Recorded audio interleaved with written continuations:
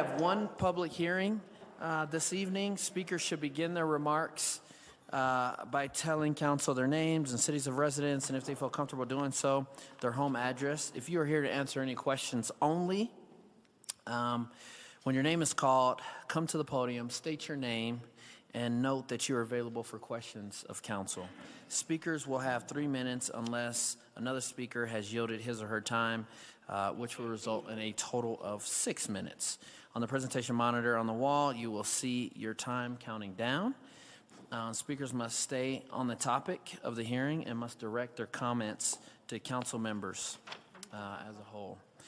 Please refrain from profane or obscene speech. Direct your comments to council as a whole and refrain from individual or personal attacks. Councilwoman Gilmore, will you please put Council Bill 161 on the floor? Yes, President Brooks. I move that Council Bill 161 as amended be placed upon final consideration and do pass. It has been moved and seconded. Councilman Clark, go ahead and offer your motion to further amend. Thank you, Mr. President. I move that Council Bill 161 as amended be further amended in the following particulars. On page 5, line 1, strike 13.1.9 and replace with 13.1.10. On page 5, line 3, strike 13.1.9.3 and replace with 13.1.10.4. Add a new section to the bill which reads as follows. Section 6A. Except as otherwise provided in Section 6B of this ordinance, with respect to certain site development plan applications, the amendments to the Denver zoning code adopted by this ordinance shall take effect on May 5, 2017.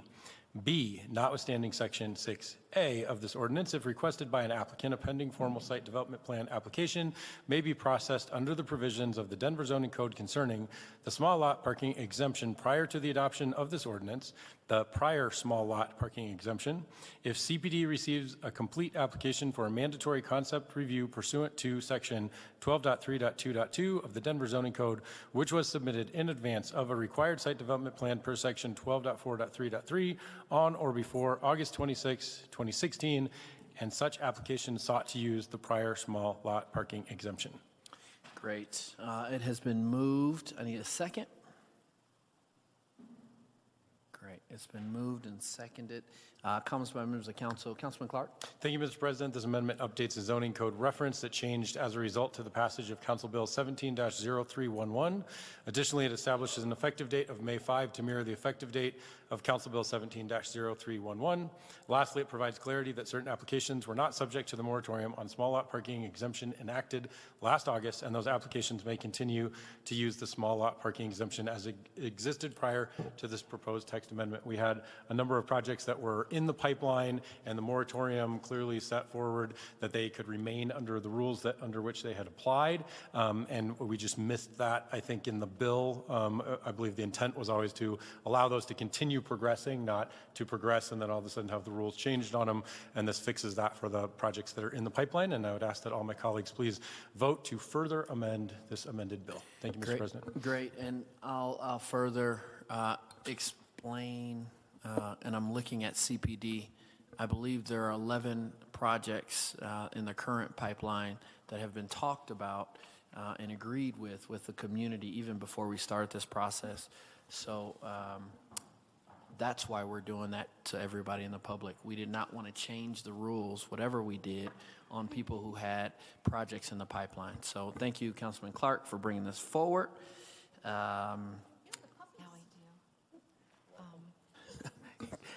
Councilwoman Sussman, welcome. I said, that sounded like Councilwoman Sussman, and sure enough it is. You look really good. Okay. All right. Madam Secretary, roll call. Clark. Aye. Espinosa. Aye. Flynn. Aye. Gilmore. Aye. Cashman. Aye. Lopez. Aye. New. Ortega. Aye. Sussman. Well, I better not vote because I'm not sure what we're voting on. You can abstain.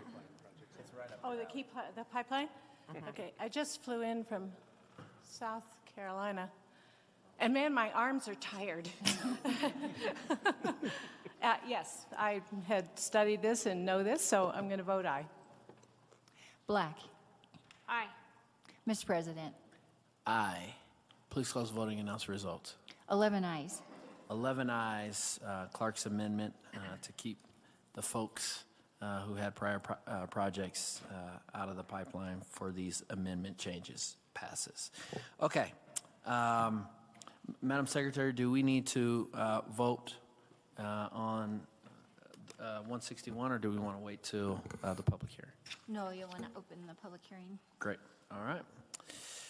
The public hearing for Council Bill 161, as amended, is open. May we have the staff report? Jeff Hurt. Oh, Ms. Champagne. Good evening. My name is Karen Champagne. I'm the Director of Planning Services and Community Planning and Development. I am sharing in this presentation this evening just to provide a broader context for the staff recommendation.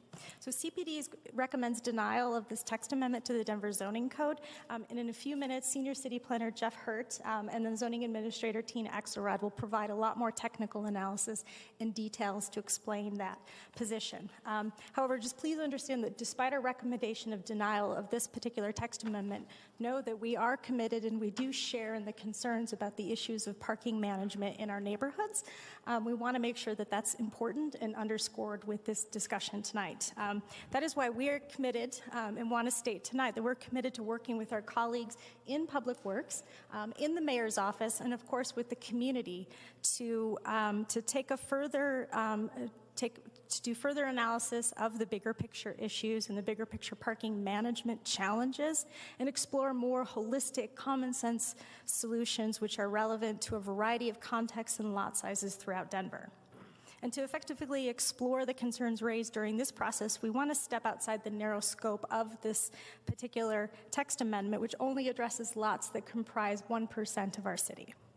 We are committed to near-term solutions and answering tough questions, and that includes how can we promote and expand transportation demand management and integrate TDM programs into private development and strengthen partnerships with existing transportation management associations that are already in place. They're great resources for us. We also want to help answer the questions of how do we better implement Denver's strategic parking plan through innovations in pricing and regulations to better balance parking supply and demand. And another hard question that we want to tackle is how do we pay for major improvements to our multimodal network so fewer people are taking trips by car and households can choose to own fewer cars. So in addition to a lot of these really important short-term strategies that we're committed to solving, we also have Denver Right, our community-driven process that will take a longer-term look at advancing these policies, and we of course encourage engagement in that process. So just want to give a little bit of that context, and I'd like to introduce Jeff Hurt, Senior City Planner, for our staff report. Thank you.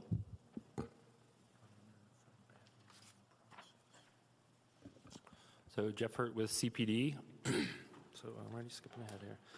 So the scope of this text amendment before you tonight relates to the section of code on the screen, which is a fairly short, discrete section of the Denver Zoning Code that essentially says that all pre-existing zone lots that are less than or equal to 6,250 square feet and zoned mixed-use commercial do not have to provide any parking. So this is the baseline we're working with today as a full exemption on these lots. This exemption has been in place since 2006, and it originally applied to the Main Street zone districts, which were primarily concentrated on Colfax. And the primary purpose of that bill, among other purposes, was to encourage redevelopment of these small lots without assembly into larger lots. So in this image up here kind of highlights what we're talking about, this small lot pattern of development, typically 50 foot wide by 125 foot deep, and I'll talk a little bit more about that. And then in 2010, the exemption was expanded citywide to all mixed-use commercial districts, I think with the recognition that these small lots have the same challenges, regardless if they're on Colfax or anywhere else in the city in these mixed-use commercial areas. And then, of course, last August, Council approved a 7-month moratorium to study the issue further. And during that time, Councilman Brooks convened a steering committee of about 13 people across different disciplines: affordable housing, historic preservation, community activists, developers, others. And during that time, I believe they met 5 times over the course of late 2016. They developed a series of recommendations and input that informed Councilman Brooks's proposal that he brought to Planning Board in February of this year. And so that proposal was for all of these pre-existing small zone lots for the first 3 stories of any new buildings on these lots to be fully exempt from parking, provided that they're in what we're calling transit shed or transit-rich areas. And I'll talk a little bit more about what that means here in a minute.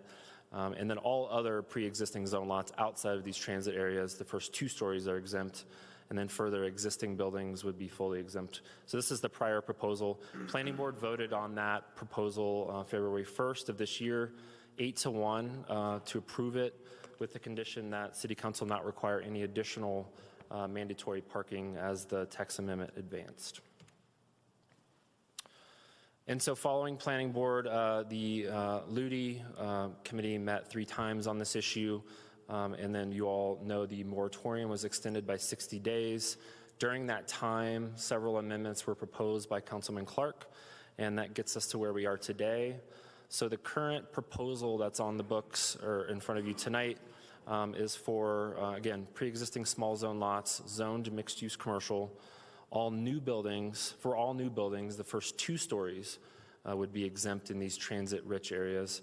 And for all other new buildings on other pre-existing small zone lots, the first 1 story is exempted. So it's a reduction in the number of stories by 1 under these amendments. And then additionally, for all new buildings wishing to use the exemption, they would be required to go through what's called a zoning permit with informational notice. And we'll talk a little bit more about that here in a minute. And under this amended bill, all existing buildings are also fully exempt, but further are allowed to expand up to kind of what the zoning allows, a number of stories, and get a full exemption. So that's the components of the bill that is before you tonight. And just a real quick overview, I know some of you have seen this before, in terms of the scope of where these lots are in the city. They are less than 1% of the city's land area. There's about 3,400 parcels that meet this criteria. We unfortunately don't map zone lots, so it's a big approximation, but about 3,400 parcels may be eligible for this exemption, and it's actually a fair amount lower than that when you look at the individual developability of these lots and whether or not they could actually use the exemption. 64% of this universe of small lots are in these newly defined transit-rich areas that are in the text amendment, and about 90% of them have maximum height entitlements per their underlying zoning of greater than or equal to 3 stories. And they are concentrated, and we'll look at a map here in a second, they are concentrated along the city's commercial corridors, all over the city really, Colfax, Broadway, South Pearl, Morrison Road, and Tennyson, others all around the city. And here's, and I don't want to belabor this, but if we wanted to come back to it, this shows the transit-rich areas or transit-shed areas that are defined by the text amendment before you tonight, which essentially says that if you're in these areas, you get a greater exemption. And that would be if you are within half a mile of a rail transit station and a quarter mile of a high-frequency transit corridor with the best bus service in the city, essentially. The public input we've received on the bill has mostly been on Councilman Brooks's bill, the prior bill that had an increase in the number of stories and different components to it. So we haven't gotten a lot of public comment, at least through CPD, on the current amended bill, although I know some comments came in over the weekend on this. So staff's analysis focuses on the 3 criteria in the Denver zoning code we're tasked to look at when we evaluate text amendments, and I'll go through each one of these briefly. Note that the evaluation and the recommendations were based on the amendments because the staff did do an analysis and make a recommendation on the prior bill, Councilman Brooks's bill, so we're focusing the analysis on the amendments themselves, and there's more detail in your staff report, certainly. But these are the 3 criteria we look at. In terms of consistency with adopted plans, so looking at the first amendment that's on the table, which is the reduction in the number of stories eligible for the exemption, city staff finds it's inconsistent with citywide plan policies to reduce parking requirements near transit because it would result, or it is resulting in an increase in mandatory parking on these lots.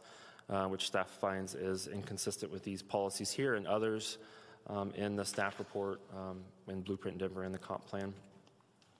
Further on this amendment regarding the number of stories, staff finds it's inconsistent with citywide plan policies to maintain valued development patterns. And I'll talk a little bit more about what that means, but we're essentially referring to the small lot development pattern and that kind of increment of development, that rhythm of development that's common on a lot of the city's commercial corridors, and the concern about sort of a threshold or a tipping point where once you start requiring mandatory parking above a certain amount, it may encourage developers to start to look at lot assembly into larger developments that perhaps break that pattern. So this is just a few slides that we have to illustrate the issue, and I think these are new slides for everyone that has looked at this. But essentially what we're talking about when we talk about the space constraints that these lots have and that tipping point, what we're looking at here, I'm going to pull up my little laser pointer. So what we're looking at here is a illustration of a common small lot pattern you see in Denver, looking at three pre-existing small zone lots, 50 foot wide by 125 foot deep. And the image on the top or on the right shows that for most of these lots, which are primarily alley accessed, you could only physically fit 5 parking spaces. Once you get above that 5 parking space threshold, then you start to get into the space constraints where you're essentially mandating, unless there's some other really creative way that no one has been able to figure out that we haven't seen yet, you're essentially mandating a different form of parking with tuck-under parking or structured parking, because now you have to accommodate the space of the additional parking spaces and the adjacent drive aisles going into them. So there's a number of issues with that. One is that you're obviously eating into the buildable square footage of these on these lots on the first floor significantly. And then 2, just looking at the cost per space, that's typical of a parking space. Surface parking, like the ones in the example to the right, are going to be far less expensive than structured parking that you would see with the tuck-under parking scenario.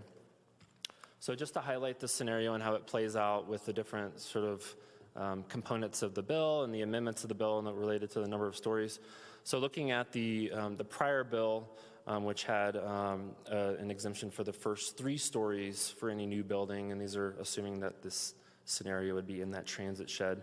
And looking at the CMX zone district in this scenario, which is a very common, I believe the most common zoning that this universe of parcels has. The prior proposal would have allowed 0 parking, would have gotten a full exemption because it was 3 stories in the transit shed. And when you look at the amended bill, it goes up to 8 spaces. In this scenario, there's a number of scenarios of different development types.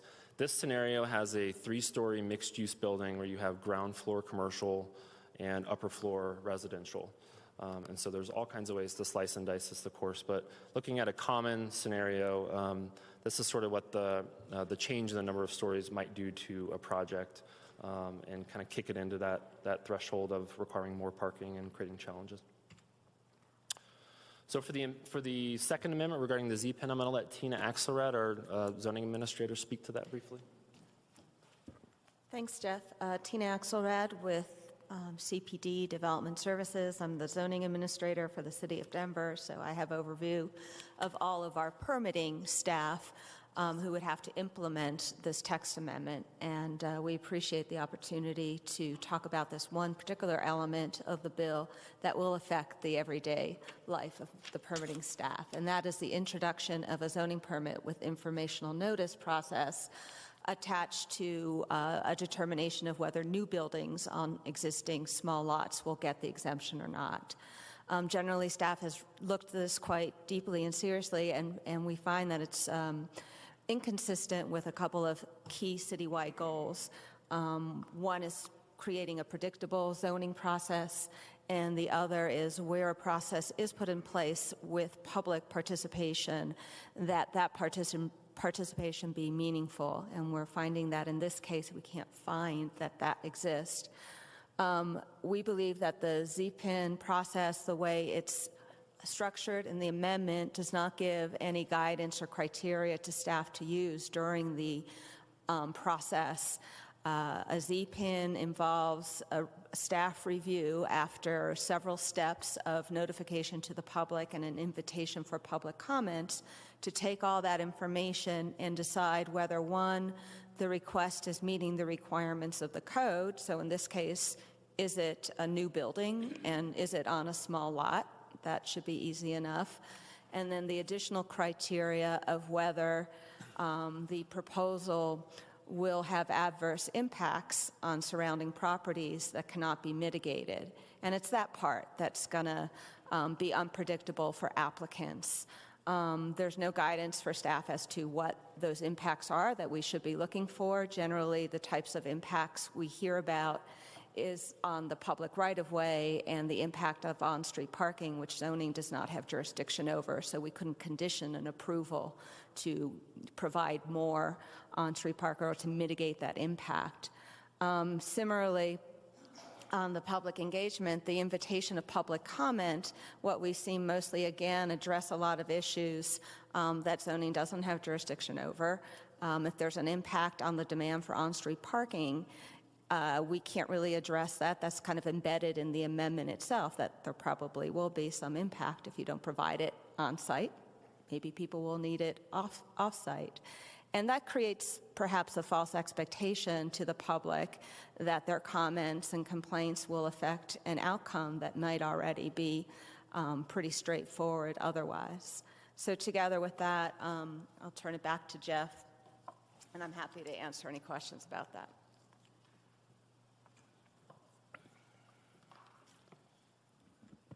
So then here's just a couple of the citywide plan policies pointing to the ZPIN issue as well. So the second criteria, so there's first the consistency with adopted plans. The second is regarding public health, safety, and welfare. On this criteria, staff finds that proposed amendment does not further the public welfare on balance with looking at all these issues because one, it increases the challenges to redevelop small zone lots, especially those in transit-rich areas. Two, that the small lot pattern is a valued community attribute, and the proposal may lead to increased assembly of small lots. And third, by making redevelopment more challenging on these lots, it will likely detract from the city's goals to build more affordable housing. And the last criteria, uniformity of district regulations and restrictions. Staff finds this is consistent because it will result in new regulations applied consistently across pre-existing small zone lot, zone mixed-use commercial.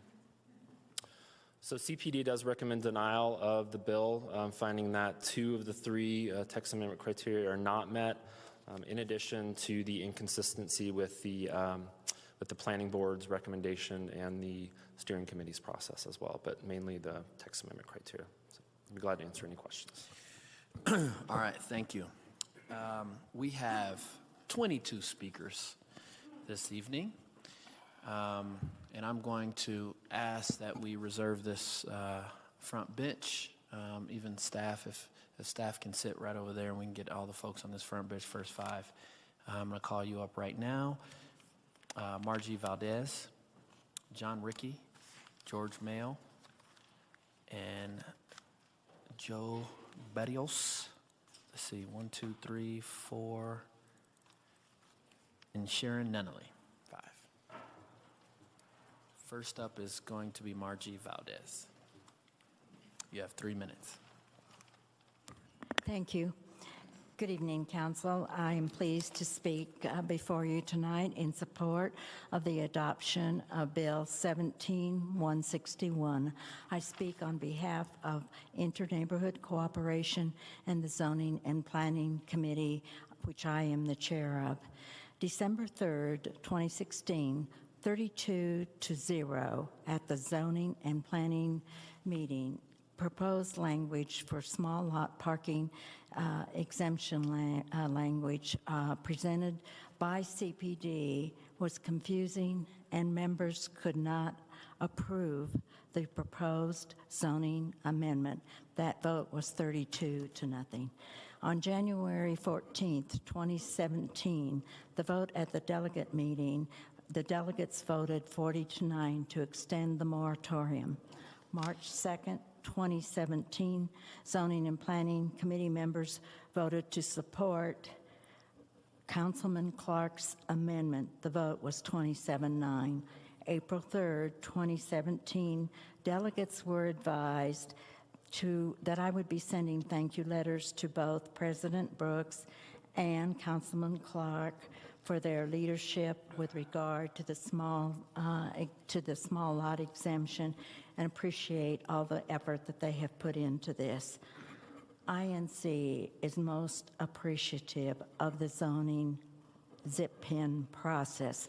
We understand neighborhoods are not going to be able to have a veto process, but it gives us an opportunity to engage in conversation with the developers and to hopefully mitigate some of the impact to the neighborhoods. But we do understand we do not have veto power. In our opinion, the proposed ordinance balances the concerns of the neighborhood and the developers. It takes into consideration the impacts to the neighborhood, and it is a win-win solution. It supports the ordinance adopted by this council last week concerning environmental issues which impact this precious planning. We urge council support for Bill 17161. The intent of INC ZAP has always been to support the proposed ordinance of Councilman Clark, and we have never wavered in our support of that proposed ordinance. Thank you very much. Thank you, Ms. Valdez. John Ricky. Hello, my name is John Ricky. I live at 945 Washington Street in Mr. News District. I'll start by stating a simple fact. If council votes to increase parking minimums, it is voting to increase housing costs. Whether affordable or market rate or luxury, there will be fewer new units on small lots and they will be more expensive. Every dollar spent housing cars is a dollar not spent on housing people. Every dollar spent on unneeded parking is a dollar not circulating among local business. Every dollar spent to store a car is a dollar not spent buying shoes or eating out or paying for medication or being saved for retirement. Adding parking requirements, by definition, adds to the cost of living in Denver and reduces our quality of life. Council has repeatedly stated its preference for less driving and more walkability in our neighborhoods. But here, Council is focusing solely on the desires of homeowners to protect their use of the commons for their car storage. All other citizens, those too young to drive, those too old, even the working poor, all their needs for affordable housing, safe streets, and walkable destinations within their neighborhoods are being put aside to protect the parking privileges of a few lucky property owners. Why is Council considering a vote today to protect a preference for free street parking over the need for affordable housing? Why is space for parking cars more desirable than space for small neighborhood businesses? This isn't just unfair, it's bad economics. Even The Economist magazine, which is no bastion of lefty urban utopianism, recently ran an article decrying the damage done to cities by parking minimums. Respected academics, authors, and city planners, from Donald Shoup to Jarrett Walker to Charles Marone, have all pointed out the increased cost and decreased livability that comes with parking minimums. I call on you not to let the potential scarcity of parking determine Denver's future. We deserve better than that. I urge you to remember the pictures of downtown when parking was considered more important than people or places. Denver deserves better than that. If we prize parking above affordable housing, more than walkability, greater than the needs of small business, and consider it more important than the livability needs of our youngest, oldest, and poorest citizens, then we are not looking to the future and we are not building an equitable or sustainable city. Don't vote for increased housing costs. Don't vote to subsidize car ownership. Don't vote to continue the failed transportation policies of your predecessors. Don't vote for this amendment. Thank you. Thank you, Mr. Ricky. George Mayo.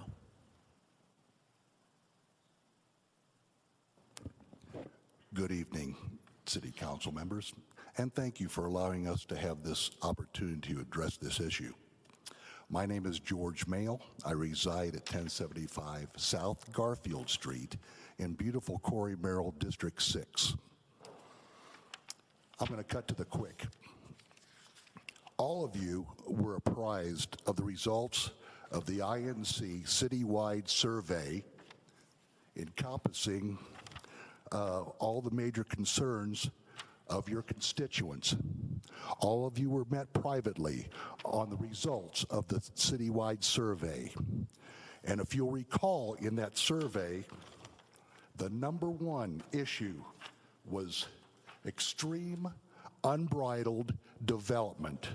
And if you'll recall, all of you saw this on your meeting with the INC representatives on this survey. 70% of constituents noted unbridled concerns on that. Also, the number 4 pick was parking. You all remember this, don't you, from the meeting you all had? So, bearing that in mind, what you decide here will have ramifications that will affect the city for generations, and all indications are that the automobile will still play a part in that. Unlike past city councils, we, the voting citizens of Denver, hold you responsible now for the protection of residential neighborhoods and smart development. You are accountable to us, not CBD, not excise and licensing. You're accountable to us. And we will remember every vote that is cast that does not take into consideration the protection of our neighborhoods. Your respective council districts have spoken in regards to their concerns, and it is up to you to relieve them of those concerns here, today, now.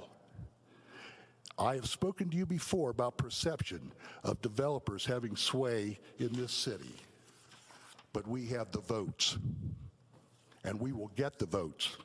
It's time for you to tell your constituents, we hear you, we agree with you, and we are going to do what's right for you. Thank you. Thank you, Mr. Mail. Joe Barrios.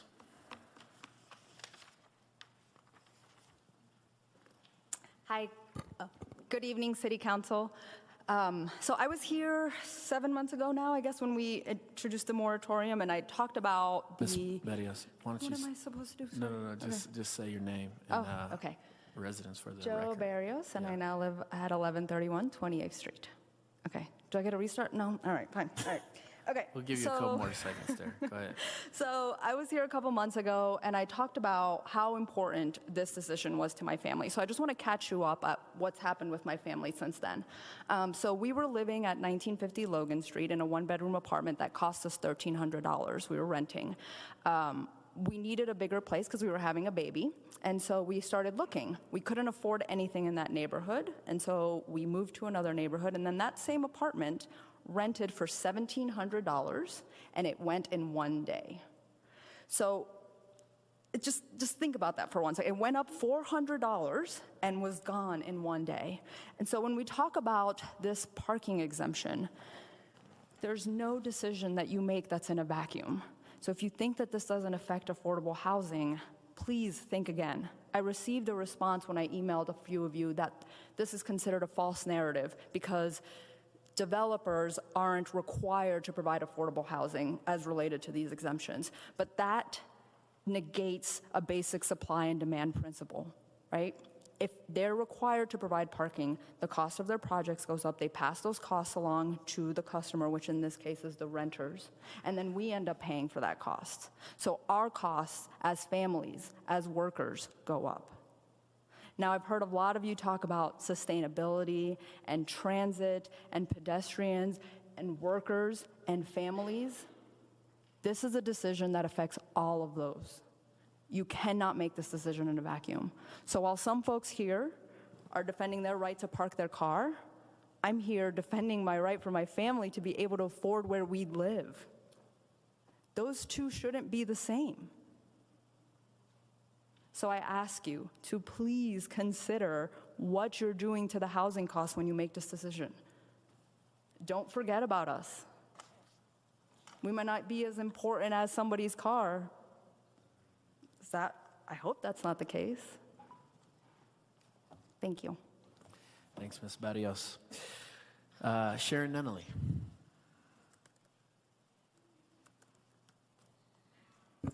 Good evening, council members. My name is Sharon Nunnally. I live at 1643 North Humboldt Street. I have been involved with many boards and commissions in this city, and I was on the planning board when the current code was adopted. The zoning code is a fluid document that sometimes requires adjustment for real issues in real time. When the code was being rewritten, throughout the process, the public and property owners were reassured that they would have an opportunity to address things that might become problems in the future, things that were not working, things that might never work. So I think that that was a very particularly important process, part of the process, and it made people feel more comfortable about the code since it was really different from Chapter 59. One of the things, though, that I am really happy about is that the process of, yes, we're going to look at things, is indeed working. The planning staff has a very hard job. I understand it, and I know that it is hard to get to some form of compromise on complex issues like this one. This is not just about people wanting to, quote unquote, keep parking. That is not the issue here. The issue here is how do we move forward in this city and bring good development. We can do it with limited parking, but we do still have some challenges. Our transit system is not there yet, and we've got a long ways to go with that. And unfortunately, the city does not control our transit system as it exists right now. So we have come to you with an amendment that I think has been vetted with the appropriate agencies, with council. Is it perfect? Not by a long shot. However, we have to start somewhere and do something. The beauty is that if this doesn't work, we can still work on it, and that is critical. It will not cause developers to build more or less housing that's going to be affordable, but I certainly believe that it will cause them to be more creative in getting us to some more and better housing. I urge you to support Councilman Clark's amendment. Thank you very much. Thank you, Ms. Lennelly. All right, Ben Gerhardt. I'm sorry, I'm going to call the next five up. Mr. Ricky, you can head back. Ben Gerhardt, Craig Damone, Charlie Bosch, David Engelken, 1, 2, 3, 4, and Gertie Grant.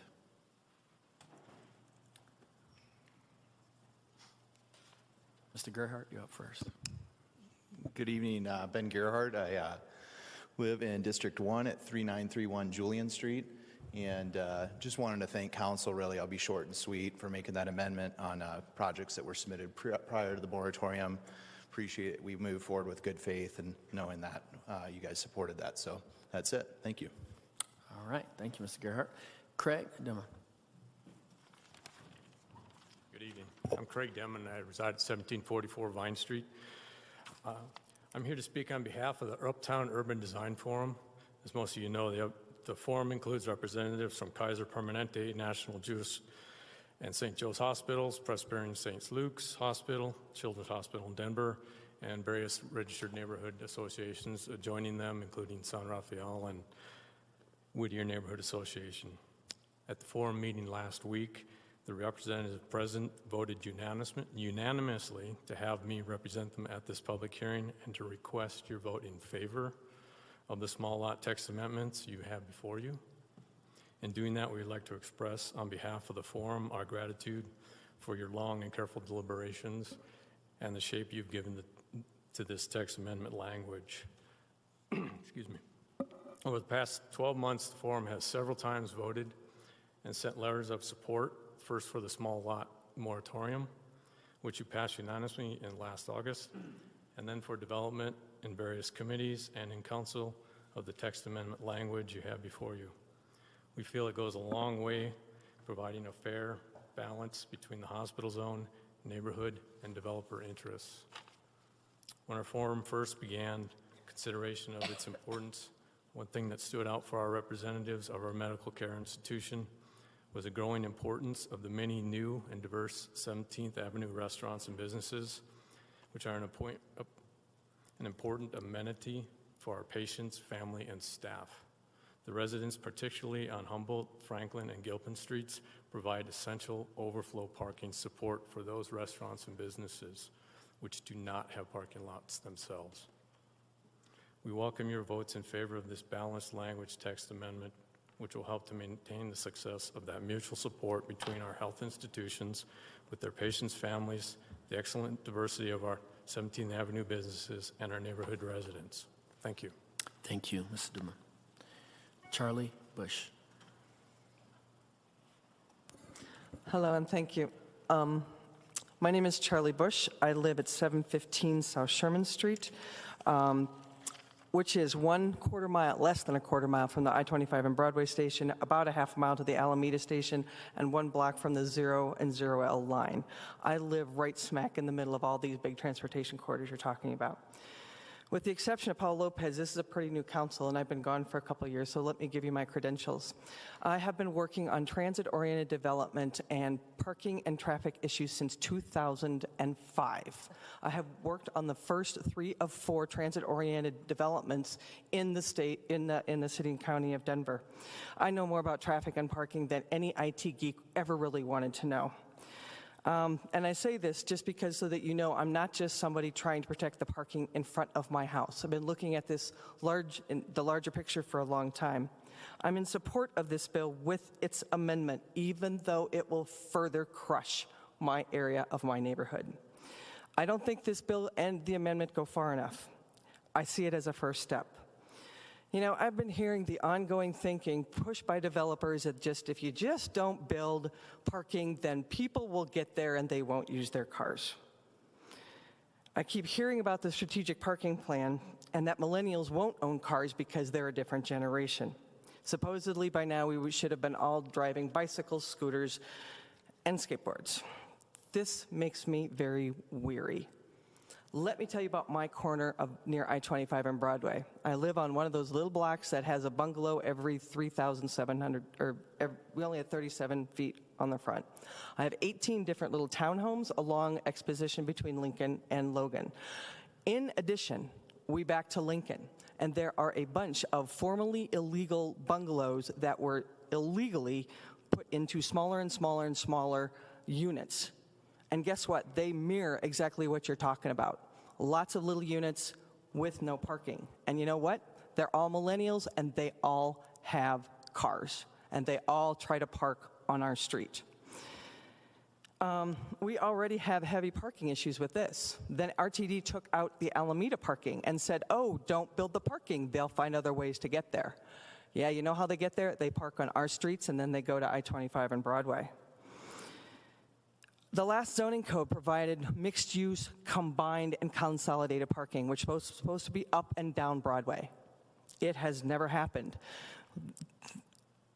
Responding to the request of the neighborhoods, we did do a parking plan from Alameda North to try to alleviate some of the parking of all of those businesses into the neighborhoods. It has provided a little relief, but according to people there, not much. We haven't had anything from Alameda South. What we are experiencing is an increasing incidence of violence in the parking area. So far, it has only been property damage. You might not hear about it because Right now, it's just taking the form of nails in tires and keys on cars. I've had both. Now, for me, it doesn't matter that much because my car has sat outside for 20 years and doesn't have a whole lot of paint on it.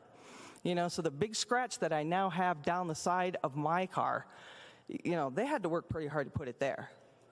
The last time that I had to fix a tire because I had to park a street over and I had to leave it there for 3 days was just 3 weeks ago. And I'm hearing the same thing up and down Sherman and Grant all the way to Alameda, especially around Alameda. Don't swallow the pill that says if you don't build it, everybody will take transit. I'm not seeing it, and I've been doing this for 12 years. It's getting worse, it's getting vicious, and it's getting dangerous. Again, I do support this bill and the amendment, but please take it as a first step. Please do not swallow the pill. If you don't build it, everybody will take transit. It might happen 20 years in the future, but it's not happening soon. Thank you for your time. Thank you, Mrs. Bush. David Ingleton. All right. I'm sorry. Let me see here. Gertie Grant. Good evening, council members, and thank you very much for the opportunity to address you tonight on this issue. My name is Gertrude or Gertie Grant, and I live at 242 South Lincoln Street in Denver. I've lived there since 1997. I'm on the board of the West Washington Park Neighborhood Association, the boundaries of which are I-25 to Spear and Downing to Broadway.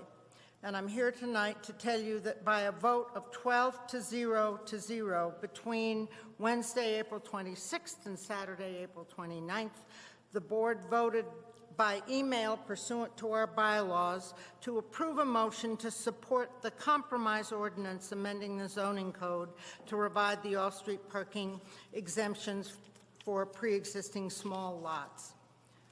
We've been discussing this for over a year and a half on our board and on our zoning committee, and we recognize that this is a compromise. It's not what everybody wants, but it's a whole heck of a lot better than it was before this amendment. Personally, while I completely support the admirable goal of reducing auto use and encouraging everybody to use alternative ways to get where they want to go, one major alternative for people in my age bracket is public transportation. And to call it enhanced transit doesn't make any sense to me when I'm standing there in July with ice cream dripping out of my bag waiting for the Zero bus to go home from the supermarket. Denver doesn't have what I would call an enhanced transit zone. Secondly, many of my children's friends who have moved to Denver for job opportunities came not only for jobs, but because there's recreation in the mountains. And guess what? You can't get there on a bike, at least not within a day, and you can't, the only way you can get there is a car. So they save their money and they buy a car. They want cars to get to the mountains. We don't have a transit system, not only within the city of Denver, but enough to get people up to one of the main reasons that people have moved here, which is recreation. So I urge you please to support the ordinance amending the Denver zoning code to revise the parking exemption for pre-existing small lots. Thank you very much. Thank you, Ms. Grant. I'm going to call the next 5 up. Bob Hickman, John Joseph Neiman, Tricia Hutch, Joseph Chipella, and James Davis. Bob Hickman, you have 6 minutes. Good evening, Council President Brooks and council members. I'm Bob Hickman. I live at 291 South Gilpin Street in Denver. Tonight you have before you a bill born of the moratorium, molded by the Small Lot Committee, chiseled by the original bill brought by Councilman Brooks, and polished by the subsequent amendments brought by Councilman Clark. It seems to me there are two choices this evening. Pass this bill, or practically speaking, the moratorium will end and small lots are back to a full parking exemption. This bill is balanced. It most likely doesn't satisfy any interest entirely, but it does represent the best approach for an interim solution while a citywide transportation and parking management plan can be developed and implemented. This balanced bill weighs several major interests. It does require less parking than for small lots than would be required for a typical larger lot. A step towards fewer cars and less car ownership. The bill provides significant developer relief from parking constraints inherent in small lots. It encourages a developer to actively engage in the parking solution for their project, such as providing minimal parking and taking advantage of existing reductions like a 25% reduction for being in a transit area, 20% for building affordable housing, a 5-for-1 trade-off for car share, 5 spaces, 1 car share.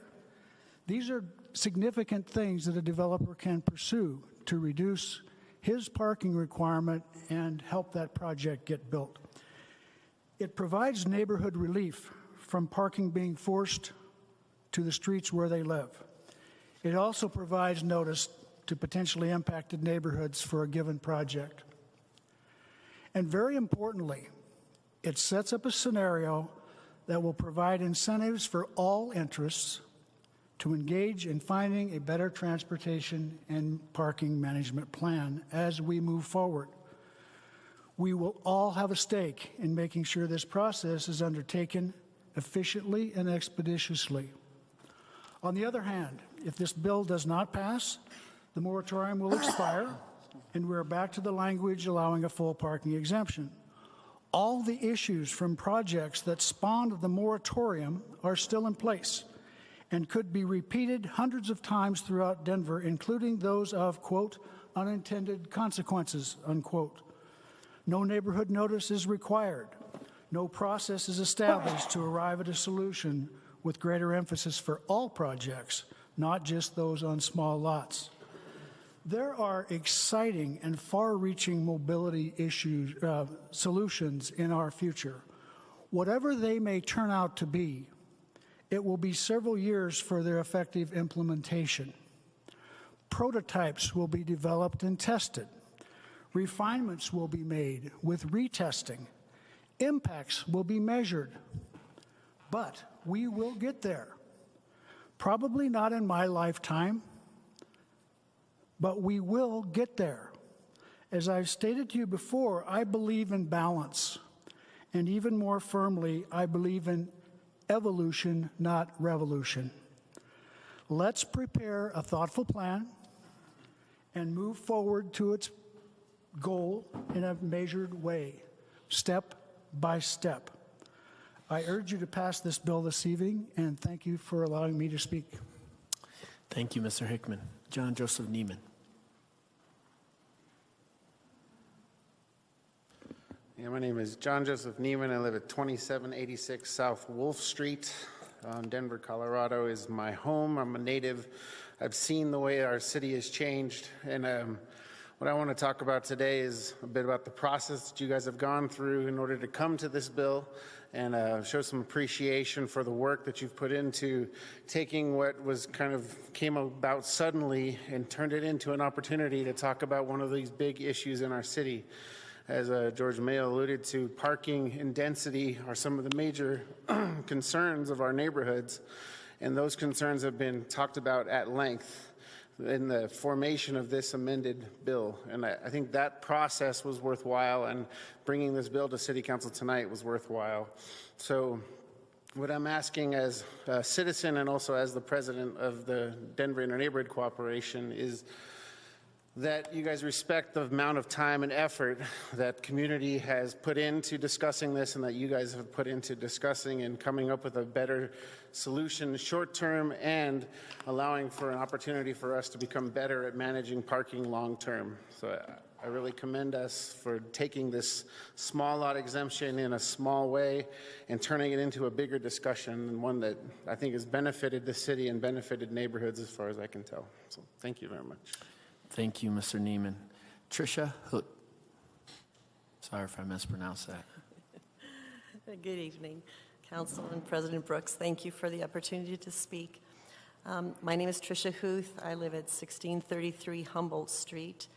I would like to speak to the conversation that's been going on that was addressed in the Denver Street Blogs article, and it was entitled "Simple Data Shatters the There's No Parking Myth."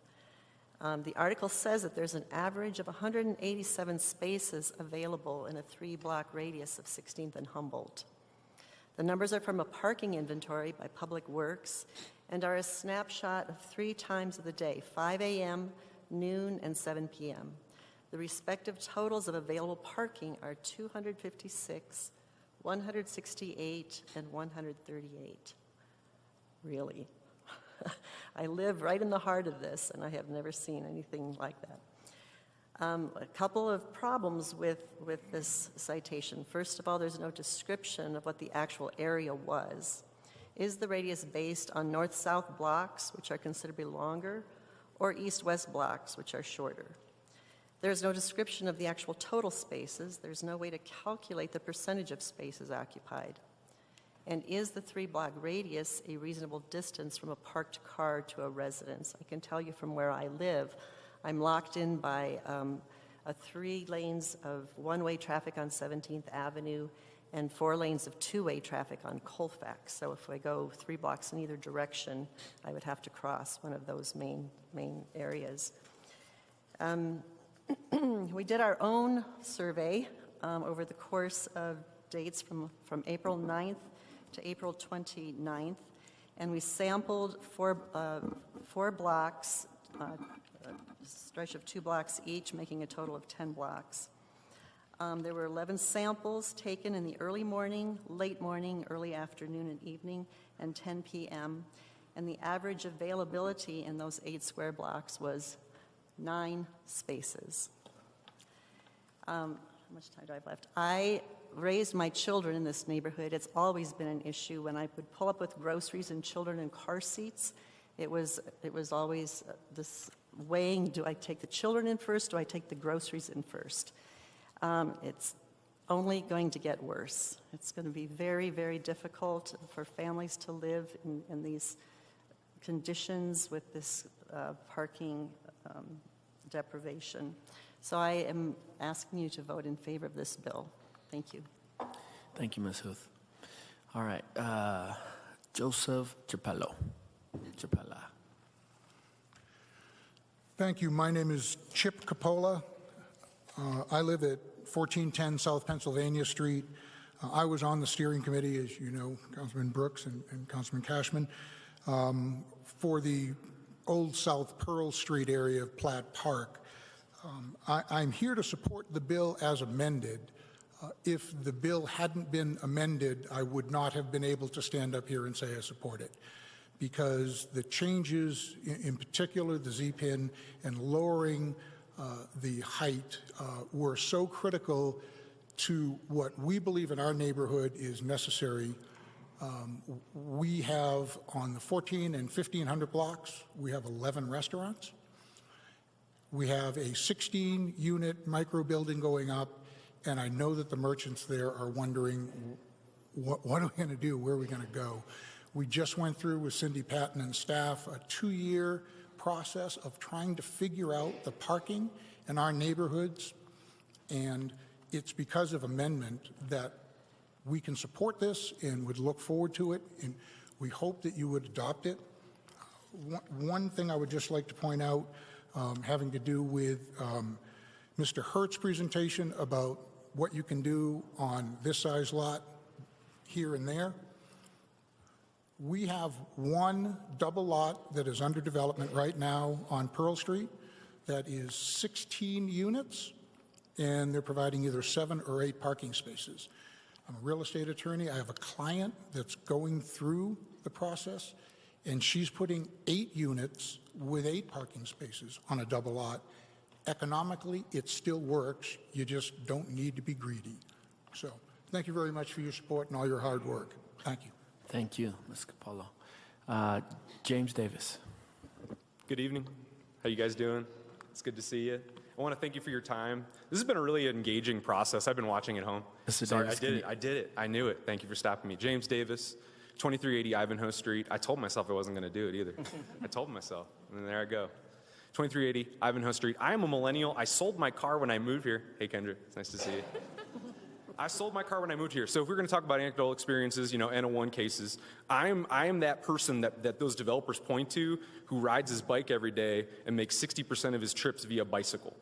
So we do exist, and we may seem like unicorns, but we are out here. We're right here. But on a more serious note, as somebody who was raised by a single mother, somebody who was raised in a low-income household, I always ask myself the question, how does this impact working people? How does this impact people that are of the working poor who are trying to make it in Denver? And I identify one key area where this is important to them, and that's in the affordable housing domain. We've talked a lot of people have brought this up, but I really wanted to talk about that in the public record, because I think it's really important to note that when you require more parking, it does make development more expensive. It makes it harder to develop affordable housing. The recent Obama administration report that I sent to all you today via email, the Housing Development Toolkit, look in your emails, it's all in there. One of their key strategies is to reduce off-street parking requirements, because it has the cost of that parking makes it very, very difficult. It just increases costs of housing in general. It's a simple thing. Even the Urban Land Institute also chimed in on this. That's another report I sent along to you all. They also said that one of the key strategies to increasing the affordable housing supply is reducing off-street parking requirements. 2 reputable organizations. Please peruse those reports at your leisure, and feel free to contact me if you have any questions about them. The empirical evidence backs this point.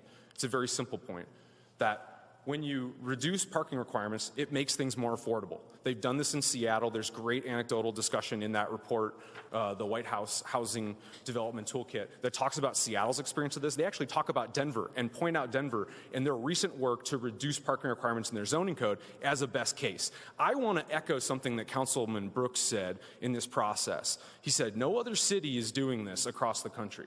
No other city is adding parking requirements. Let's keep moving in that direction. Let's keep moving in a direction where everybody can live in Denver and people aren't priced out and forced to drive 45 minutes to an hour just to get in because they don't make enough money. Let's live in a Denver where everybody can get around and has options to bike, use bus, or walk, or use car. Thank you. Mr. Davis, okay. You got it just in time. Thank you, Mr. Davis. All right, I'm going to call up the next 5. Paul Davison, Sue Glassmacher, Eileen Feltman, Barbara Stockland-Staley, and Doug Gaddis. All to the front, please. Paul Davidson, you are first. Thank you. My name is Paul Davidson. I live at 3230 Arapahoe Street.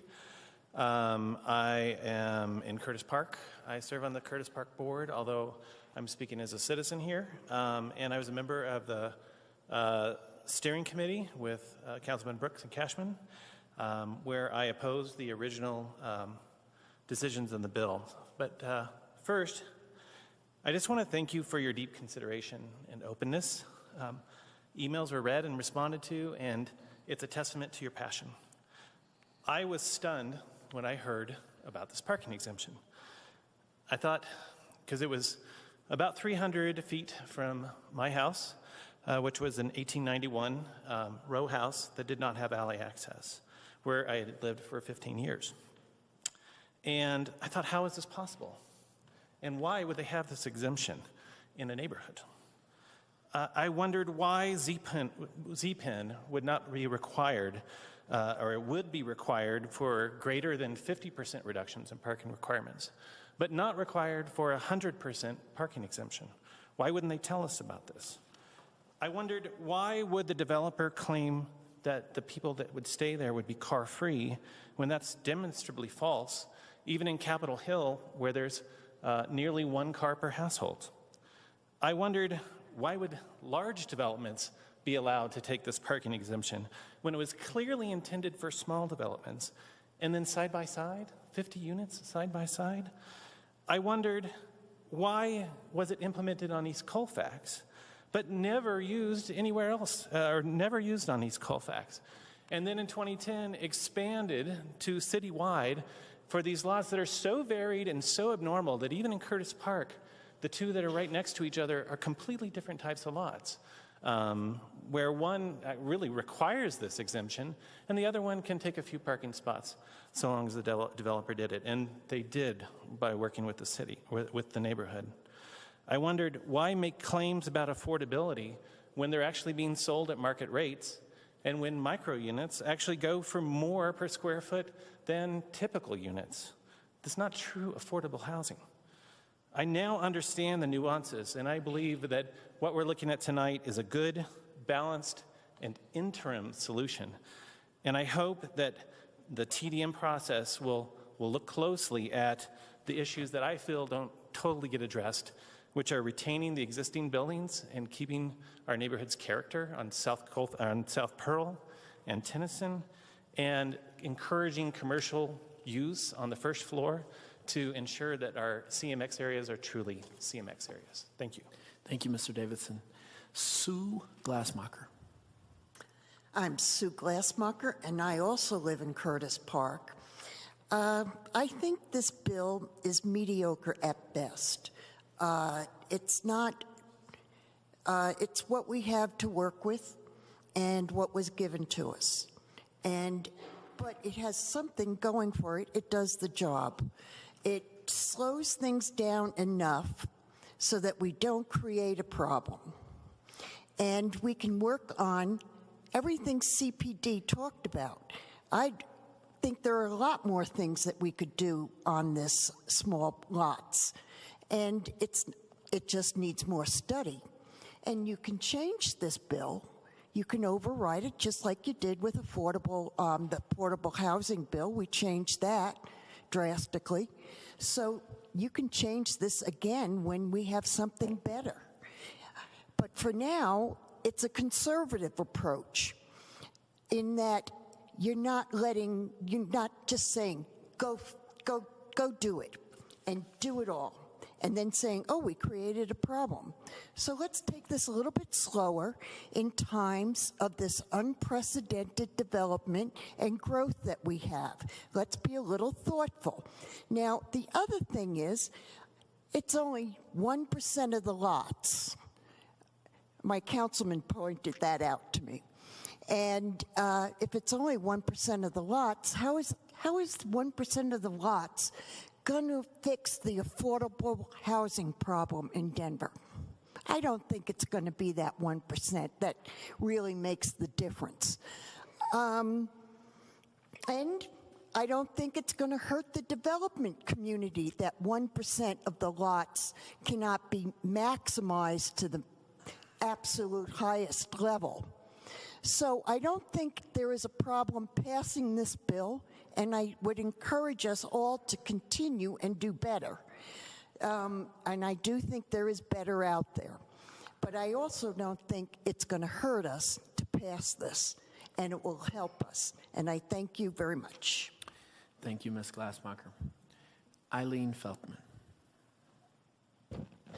Yes, hi, my name is Eileen Feltman. I also live in Curtis Park. And I am up here to say I support the zone lot parking exemption amendment as it was presented by Councilman Clark. And quite truthfully, I think it's a decent compromise. I don't think it addresses all the things that are important, but it's a great start.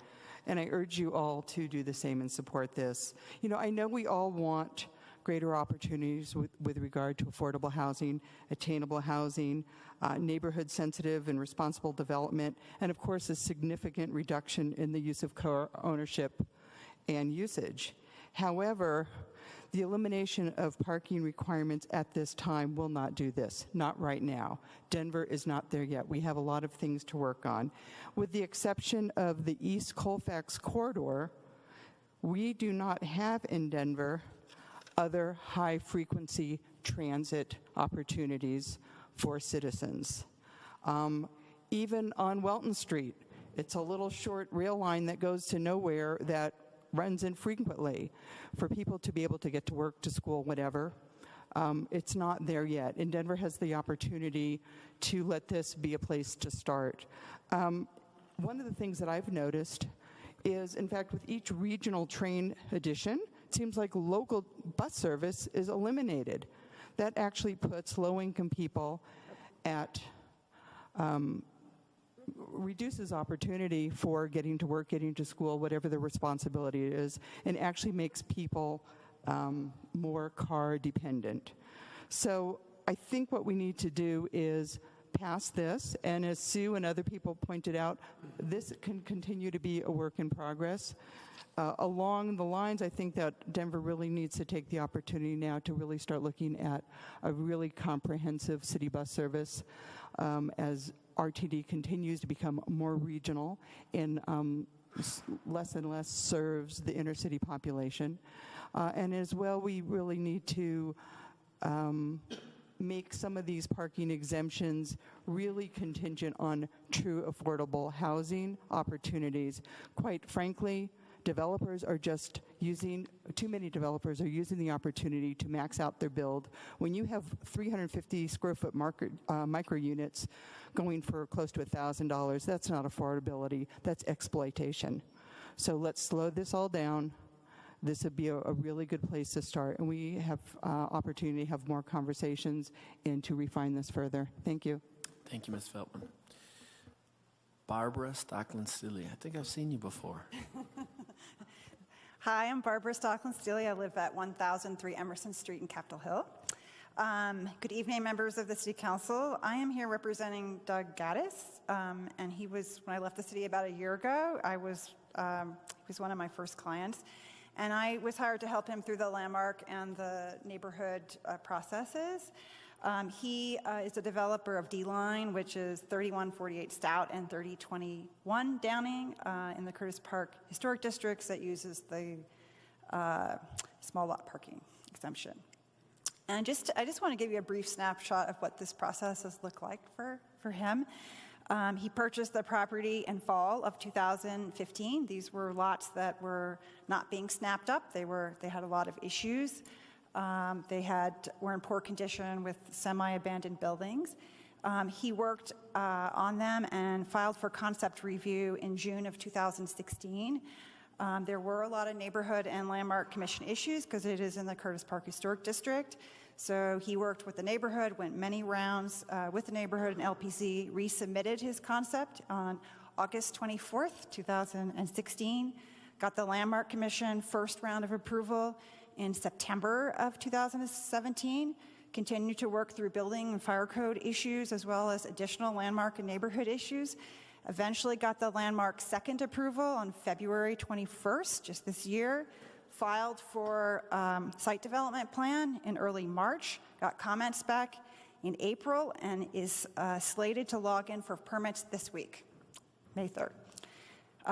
All of this has been nearly a year since the first concept review, but we greatly appreciate the public and design review process. I think it's made the project better, and it's going to be compatible and a great addition to the Curtis Park neighbors.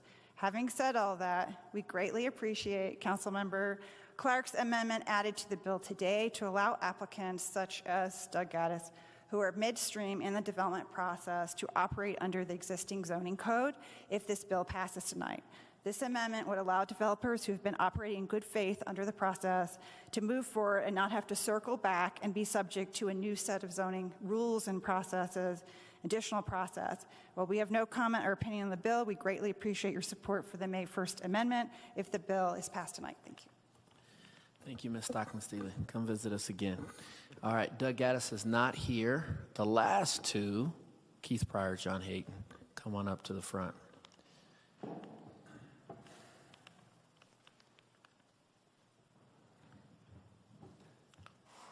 Good evening. Keith Pryor, 2418 Champlain, Curtis Park. One, staff does not support this. That's a huge red flag to me. Huge red flag. You've done a lot of work. There's a lot more work that needs to be done. Most of the speakers said that this is a great first start, but it needs to be amended. There needs to be more things done to this to actually make it work for our city. People have talked about affordable housing. Well, it may not necessarily be related to the parking issue. You only have so many mixed-use districts in this city currently. And as a result, everyone wants to live in them. Guess what? Your price goes up in those desirable, walkable, mixed-use neighborhoods. We need to create a lot more of those, which by having this go and pass today, you're denying those opportunities to create other desirable areas in this city to help combat our affordable housing crisis, because only people want to live in mixed-use areas that are walkable. It doesn't matter if you have a car or not. This is where we want to be. It's clear.